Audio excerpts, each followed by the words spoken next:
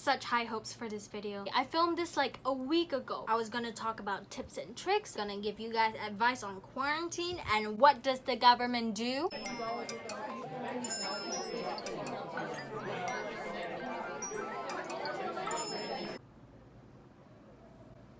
Yeah, that. Literally, I'm stuck in quarantine and I'm being like, this is what I've been doing in quarantine. You guys will be following afterwards, and then bam. What do you mean?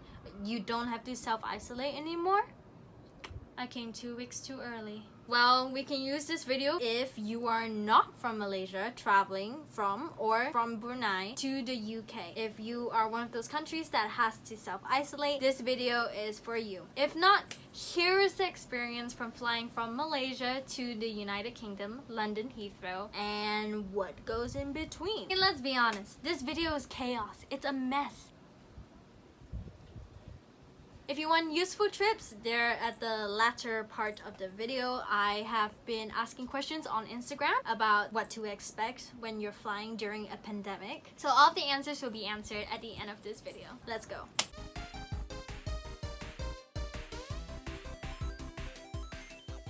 Good evening everyone, it's a beautiful sunset hour in Penang International Airport, July 29th, 2020 at 6:30 p.m. The ongoing flight is from Penang International to London Heathrow. So my parents came with me to the airport. We took our temperatures, logged in into our locations. Just like the typical Asian parents they were, we arrived 2.5 hours earlier for a domestic flight. But that was wise because here's where the chaos started. I had booked the wrong flight to the wrong airport. I didn't know KL had many airports and just assumed that all airports were KLIA. All other flights were cancelled, the airlines weren't picking up. I panicked, posted on Instagram for advice. My dad was quite mad, but I had time in between my flights, so I decided to handle that once I reached Kuala Lumpur. It was a fairly smooth flight, but now I had to transfer airports. It's like if I flew to London Stansted, but my next flight was from Heathrow.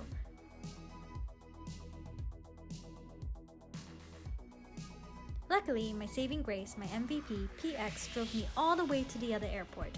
And she packed me food! Good thing, I hadn't eaten, and all the restaurants were closed.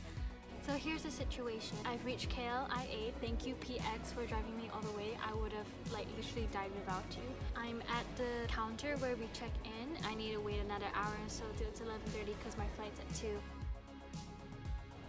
Oh my gosh, look how nice it is.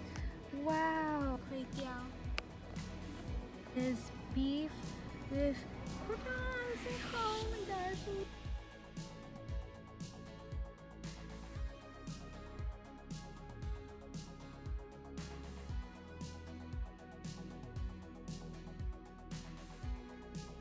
So I checked in, went to the immigration.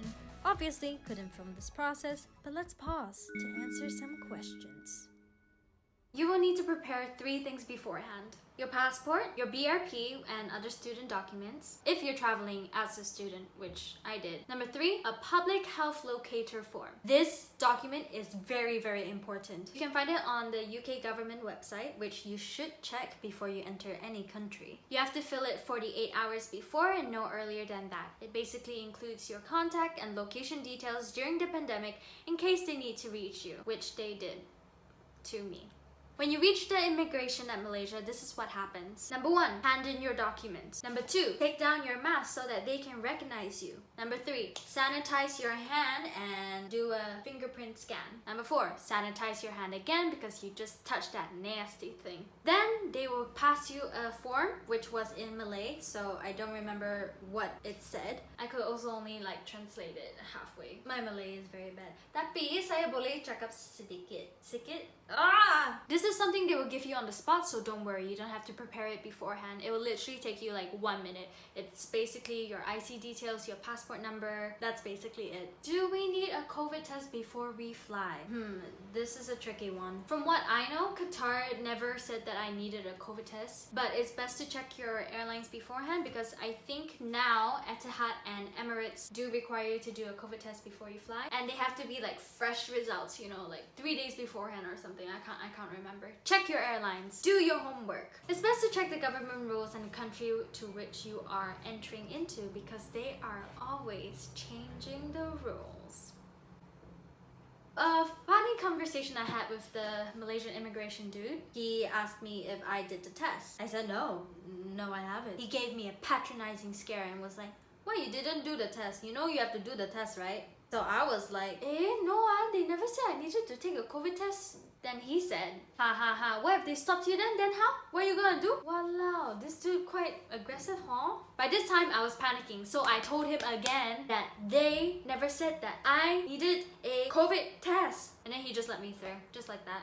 That is basically the immigration process. It's the same process for foreigners as well. This is because all of the Malaysian self-checkout immigration machine things that usually we could go through cut down. Y'all need to go to the counters. Also, can I just mention the airport and the airplane was super hot. They're really cutting down costs, aren't they? Also, the transit train wasn't working, so we had to take a bus, which was very hot.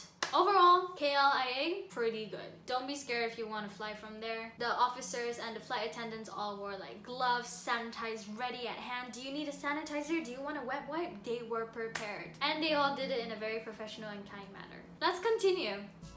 Alright. Second flight with Qatar Airways. Here we go. Kuala Lumpur to Doha, 2 a.m. KLIA was very empty. They also gave us protective gear at the gate, such as the protective visor. Nobody sat on my row for the KL to Doha flight, and it was bliss. No new films, cause of the pandemic, lol. Doha? Pretty quiet. I had a fairly short transit, but since there was nothing to do, I decided to take photos. But I had forgotten that I am neither a model nor a photographer, so please excuse this cringiness. I usually don't sleep on flights to watch movies, but I didn't want to get a temperature, so I slept. Intermission again! Wow! Did you miss me? Oh my gosh, I hate myself.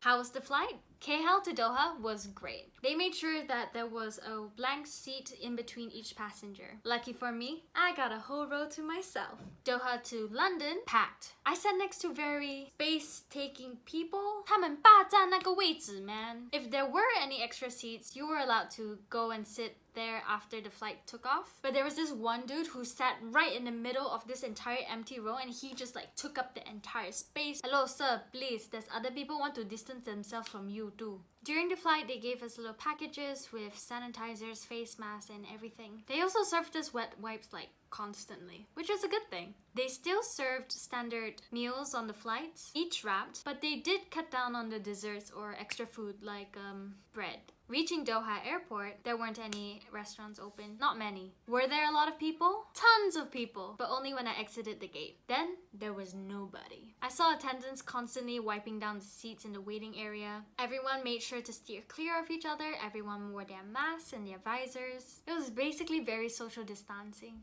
Oh yeah, I totally forgot about this clip.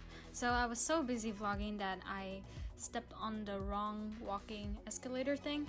Lol, so dumb.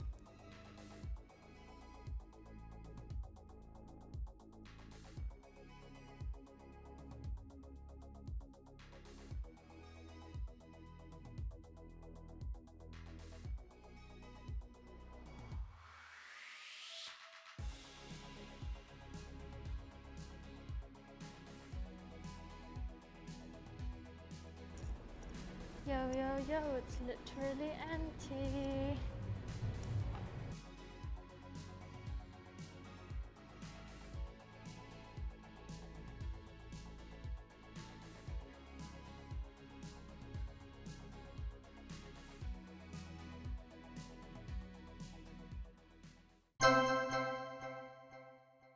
And there we have it, folks. We are back in London. Immigration process. If you've been to Heathrow, you know there are basically 3 lines. Number 1, UK and EU and all other recognized passports. Number 2, all other passports. Number 3, the student line that takes up at least 1 hour. Well, not today, people. Equality for all. Except the Brits, they get their own line. They get their own like self-check-in machine, which is, you know, fair. It went fairly quick actually. Make sure that you have your BRP, documents, passport, and your locator form. Guys, you need to fill out that locator form. You need that PDF. If you didn't fill it out, go to the side and don't take up the line. There wasn't any penalty if I didn't complete it when I flew, but maybe there is now, because they're always changing the rules. The immigration at London Heathrow actually went so smoothly. Usually it'll take up like, what, 2 hours from when I land to exit the airport, sometimes more. Oh my gosh, I remember when I first entered the UK as a student, that line was so long, it took me like 2 hours. Now it only took me 1 hour from when I landed to the exit. It was great. I shuffled every 30 seconds. That usually never happens. How did I go back to my accommodation?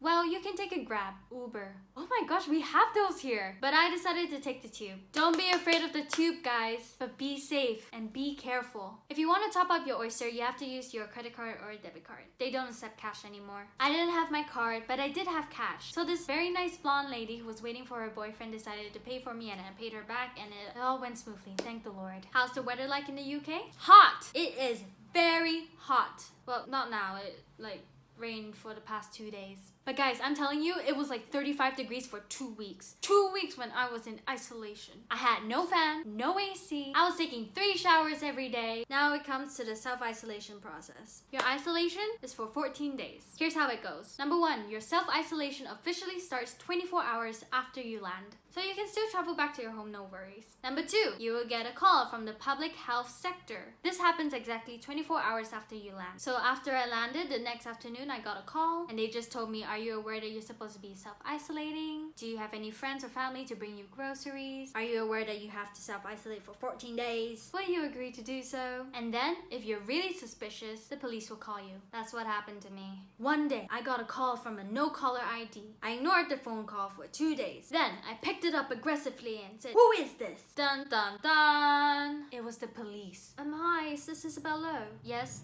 Hi, this is the police from the neighborhood to which you are staying. We've got a call from the government health sector saying that they were worried that you were not self-isolating. This was because of the background noises picked up from your phone from the first call. They recorded my first call. Oh, that's because I live in a very noisy area. It's true. Can you confirm that you are at home? Yes. Please tell us the date to which you will finish your self-isolation. The 13th of August, 2020. That's right. Thank you and have a nice day. Yeah, it was basically like that.